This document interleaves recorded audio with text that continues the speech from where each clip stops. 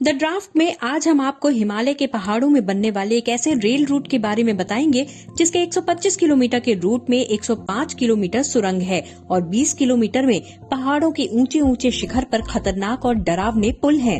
एक ऐसा rail route जिसके निर्माण में लगे इंजीनियर्स और मजदूरों को सांस लेने के लिए ऑक्सीजन कम पड़ जाते हैं। हर वक्त सुरंग के धंसने और लैंडस्लाइड का खतरा रहता है। ये वो बहुप्रतीक्षित रेल रूट है जिसकी कल्पना 1996 में हुई।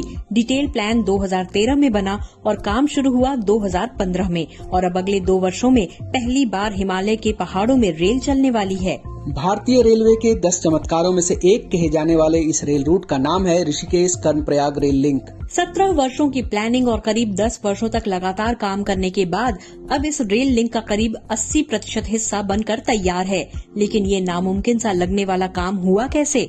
द ड्राफ्ट में आज हम आपको यही बताने वाले हैं। वीडियो की शुरुआत करें उससे पहले आप चैनल को सब्सक्राइब जरूर कर लें और अगर जानकारी अच्छी लगे तो लाइक, शेयर और कमेंट भी करें। अब सबसे पहले इस रेल रूट की डिटेल्स को समझिए। ये रेल रूट उत्तराखंड में ऋषिकेश से कर्णप्रयाग के बीच बनाया जा रहा है। इसकी कुल लंबाई 125 किलोमीटर है। 125 किलोमीटर में 105 किलोमीटर सुरंग है और 20 किलोमीटर पहाड़ों पर है। इस रेल रूट में 17 सुरंगें बनाई जा रही हैं, जिसमें देश के सबसे लंबी रेल सुरंग भी शामिल है। इसकी लंबाई 15.10 किलोमीटर है। ये देवप्रयाग और लच्छामोली के बीच बनाई जा रही है। इस रेल रूट में भले ही 105 किलोमीटर सुरंग है, लेकिन एस्केप टनल यानी बाहर निकलने के लिए जो सुरंग है उसे मिला दें तो सुरंग की लंबाई 213 किलोमीटर हो जाती है, जिसमें लेटेस्ट अपडेट ये है कि 176 किलोमीटर का काम पूरा हो गया है, यानी करीब 80% काम पूरा हो चुका है। 20 किलोमीटर का जो हिस्सा पहाड़ों और घाटी के ऊपर है उसमें 35 पुल बनाए गए हैं, यानी हर 1 किलोमीटर पर करीब 1.5 पुल है। इस रेल रूट में 12 स्टेशन होंगे, जिसमें पहला स्टेशन योग नगरी ऋषिकेश होगा।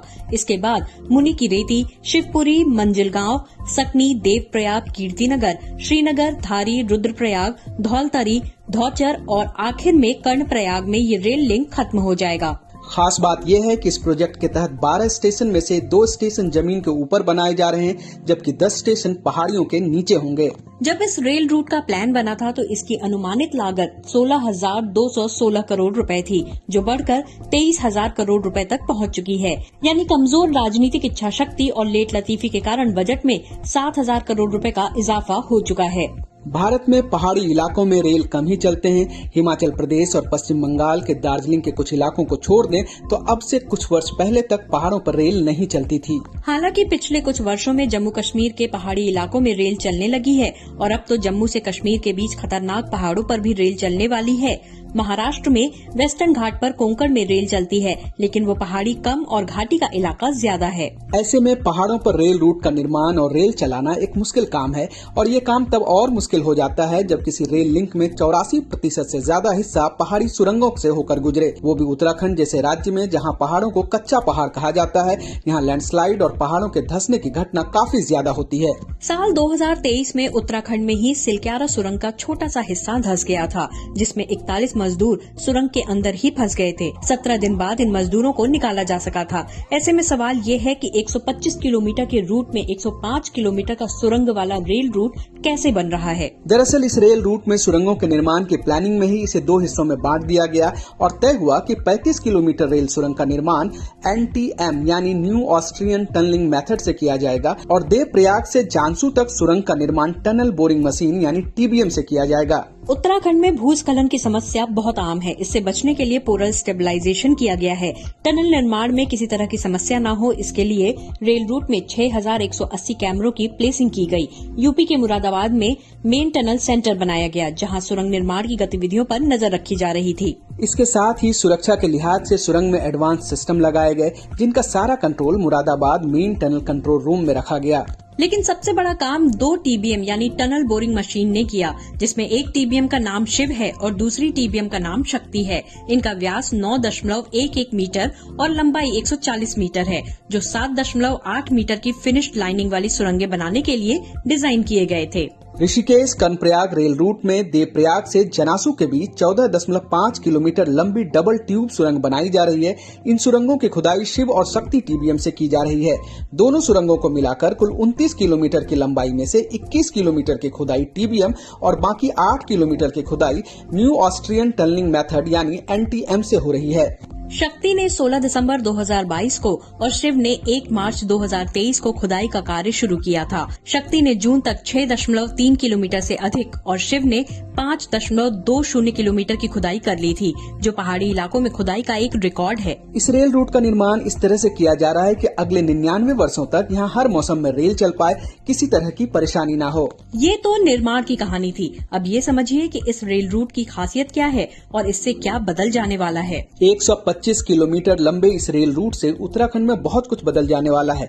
इसके बन जाने से 4 धाम यानी यमुनोत्री, गंगोत्री, बद्रीनाथ और केदारनाथ की यात्रा आसान हो जाएगी। तीर्थ यात्रियों और उत्तराखंड के आम लोगों के अलावा सेना के लिए भी रेलवे लाइन बहुत महत्वपूर्ण है। इसके बन जाने से चीन की सीमा तक सैनिकों और सैन्य साजो सामान की आवाजाही आसान हो जाएगी। मौजूदा समय में भारतीय सेना को भारत चीन सीमा तक पहुंचने के लिए लंबा सफर तय करना पड़ता है। ऐसे में रेल मार्ग के 4 धामों तक पहुंचने के बाद सेना को भी काफी हद तक फायदा मिलेगा। फिलहाल ऋषिकेश से कर्णप्रयाग तक पहुंचने में 7 घंटे लगते हैं, जो घटकर 2 घंटे हो जाएंगे। यानी जितनी देर लोगों को पहुंचने में लग रहा है, उतनी देर में वो काम करके लौट भी आएंगे। और सिर्फ आने जाने में ही कम समय नहीं लगेगा, बल्कि इन इलाकों में चलने वाली गाड़ियों में जो डीजल और पेट्रोल खर्च होता है, उसमें सालाना 20 करोड़ रुपए तक की बचत होगी। इसे ऐसे समझिए कि फिलहाल ऋषिकेश और कर्णप्रयाग के बीच हर दिन औसतन 645 कारें चलती हैं, जो लगभग 16,000 लीटर ईंधन खपत करती हैं और सालाना लगभग 30 करोड़ रुपए खर्च करती हैं।